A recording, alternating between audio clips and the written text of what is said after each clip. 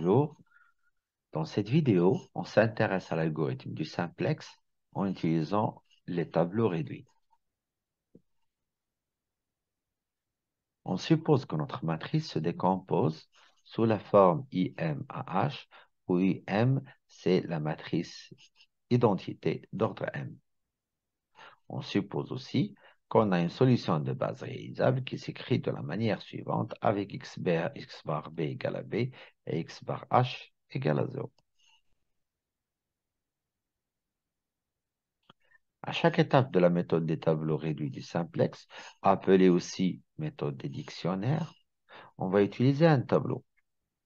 Dans celui-ci, on va trouver la matrice AH, le second membre B, les coûts réduits associés aux variables hors base et la valeur courante de la fonction objectif. Les variables de base vont être mises de ce côté, second membre de ce côté, les variables hors base, la matrice hors base et le coût des variables de base sont au niveau de cette colonne-là. La solution courante va être dans cette case-là.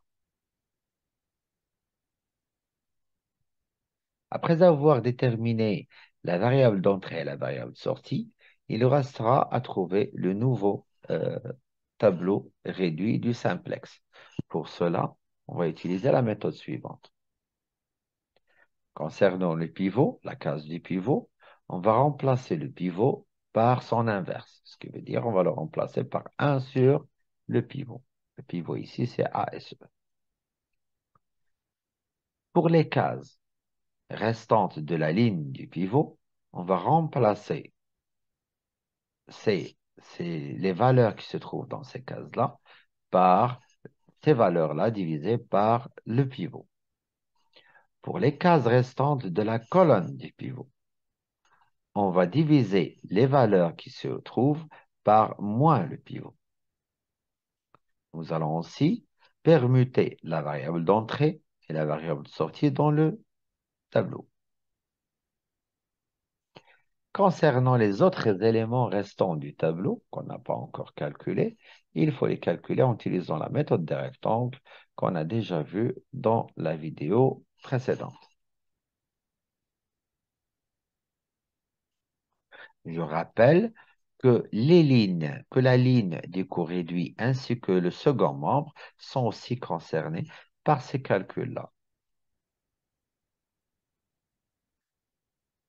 Pour pouvoir bien comprendre, nous allons donner l'exemple suivant.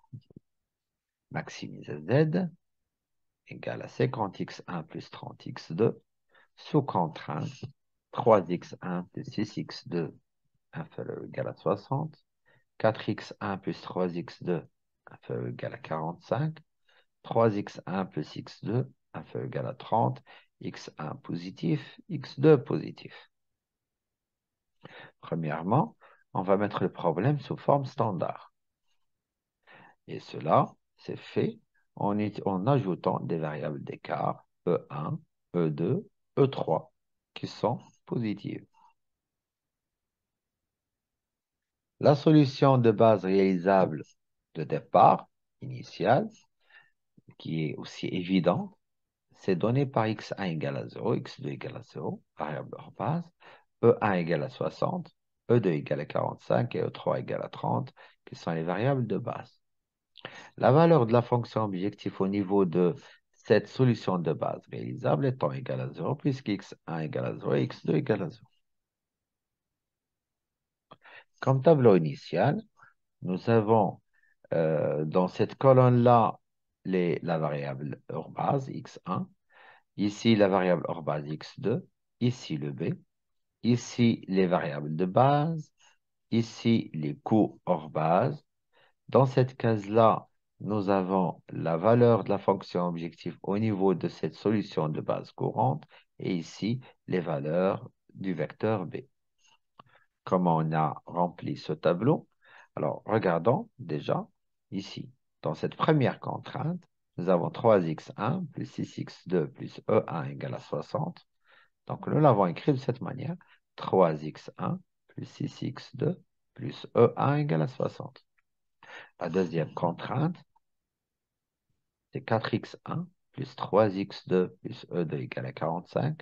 La troisième contrainte, c'est 3x1 plus x2 plus E3 égale à 30. Quant à la fonction objectif, on la rentre ici, c'est quand x1 plus 30x2, le z étant égal à 0. Comment on doit la lire? C'est moins z plus 50x1 plus 30x2 plus 0e1 plus 0e2 plus 0e3 égale à 0.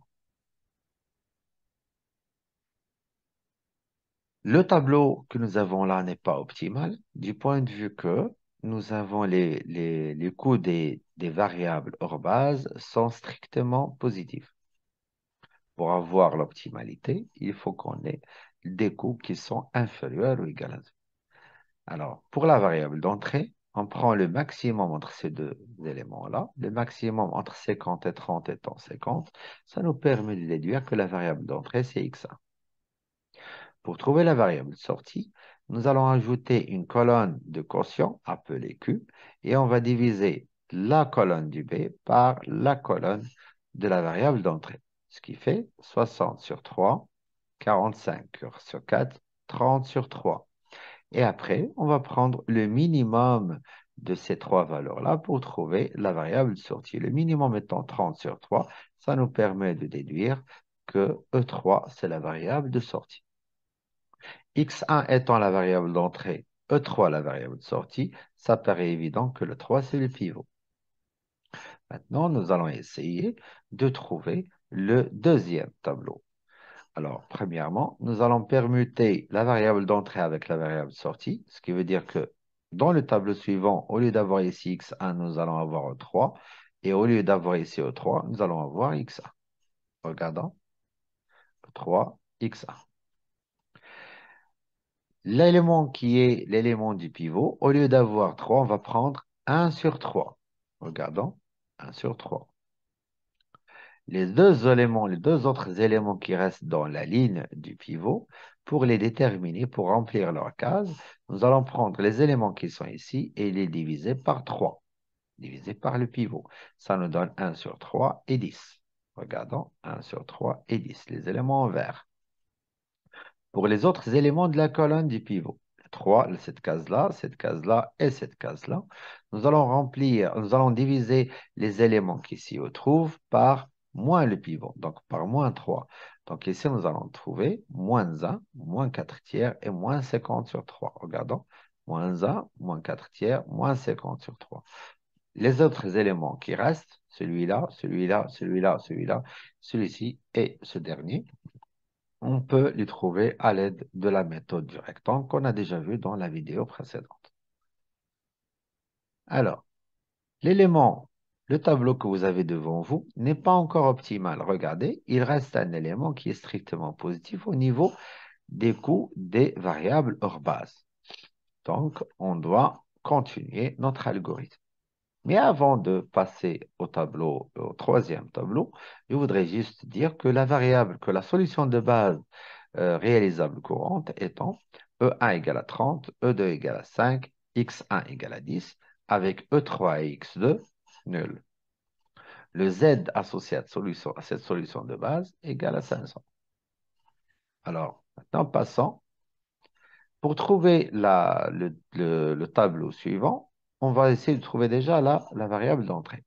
Alors, le 40 sur 3 étant le seul élément parmi les coûts des variables hors base qui est strictement positif, donc ça veut dire que x2, c'est la variable d'entrée. Pour trouver la variable de sortie, on va ajouter une colonne de quotient qui est q et qui va être exactement la division de cette colonne de b par la colonne de la variable d'entrée. 30 sur 5, ça fait 6. 5 sur 5 tiers, ça fait 3.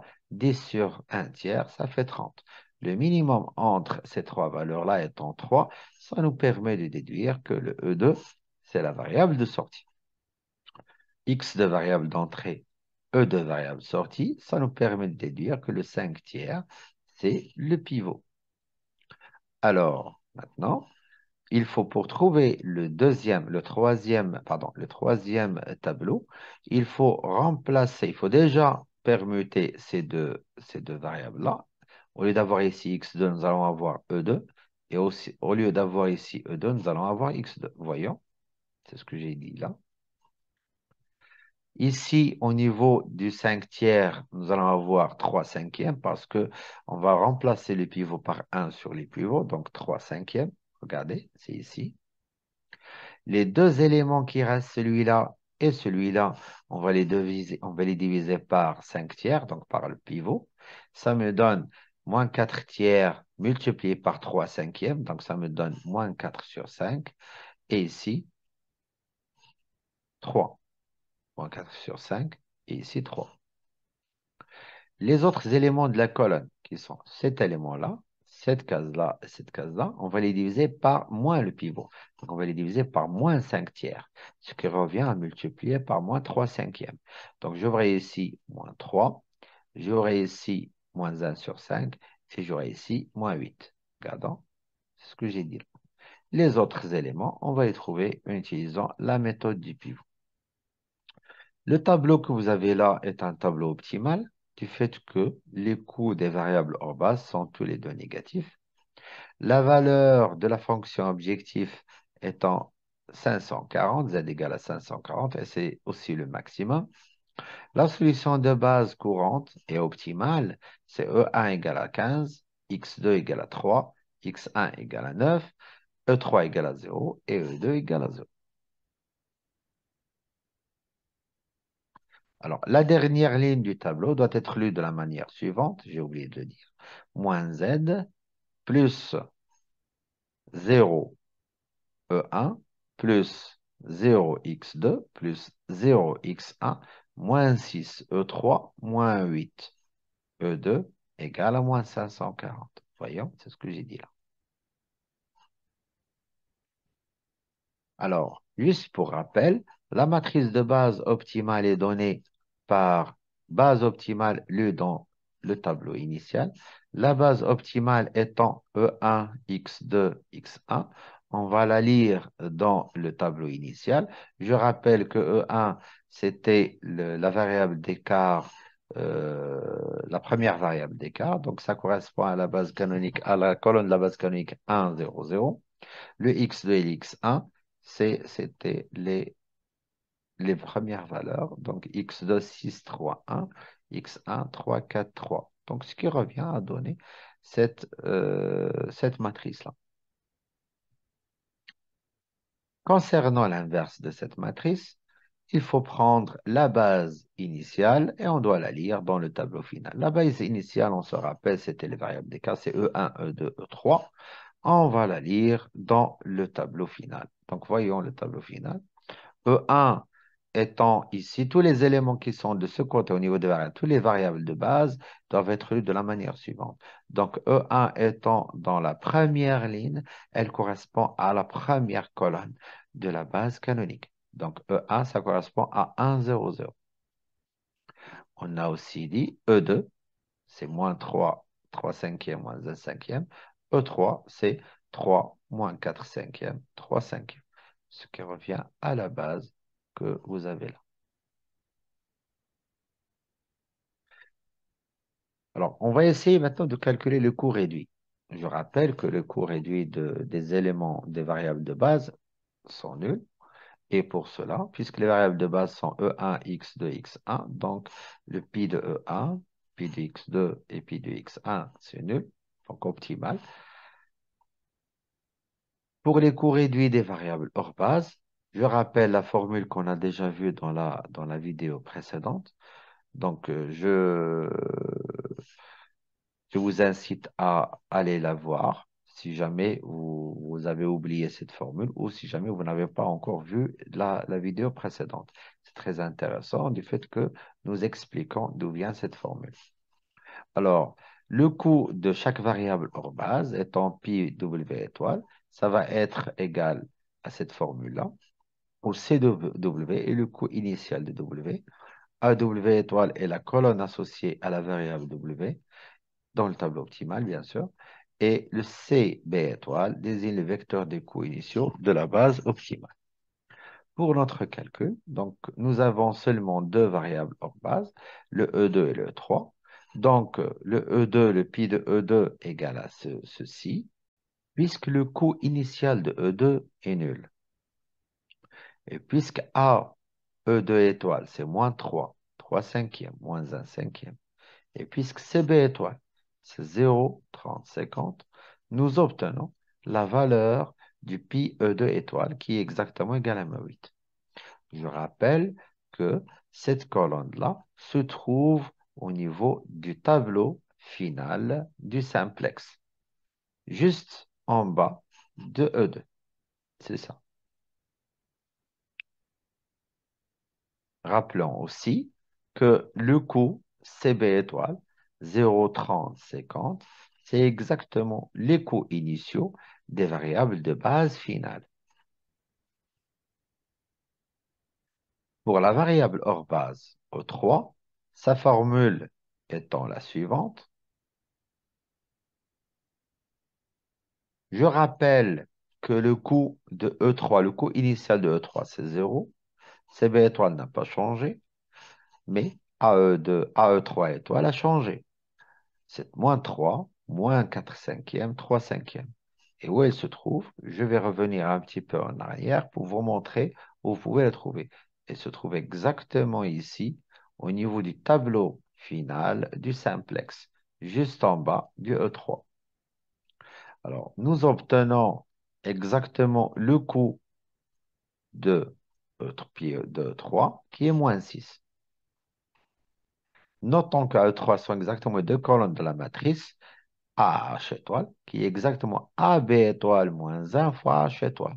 Et nous rappelons aussi les deux colonnes que je viens de vous citer, et que le AHA étoile, c'est exactement moins 3, 3 cinquièmes, moins 1 cinquième, moins 3, moins 4 cinquièmes, 3 cinquièmes. Merci pour votre attention et à très bientôt.